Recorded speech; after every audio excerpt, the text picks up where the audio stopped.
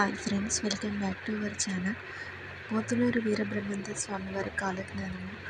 ఎప్పుడైతే ఒక వ్యక్తి తన జీవితంలో ఈ విషయాలన్నీ తెలుసుకోవాలి.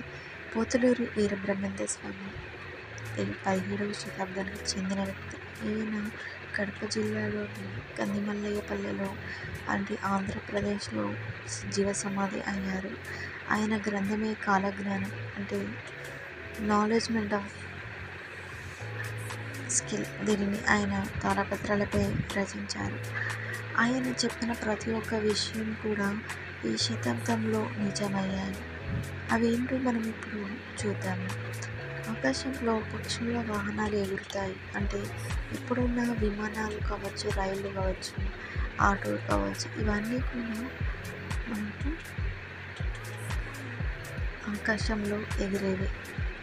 అలాగే భూమిపై నడిపేవి. పంచర గాడిదలు వచ్చి దేశాన్ని మేస్తాయట. దీన్ని రైలు బండ్లగా మనం భావించవచ్చు. ఇవన్నీ కూడా మనము కాలినడకన కాకుండా బండ్లపై వెళ్ళడం, దూరంలో ఉన్న వారితో ఇంట్లో కూర్చొని మాట్లాడతారు. దీన్ని మనం మొబైల్ ఫోన్లు, వీడియో కాల్స్ అంటారు.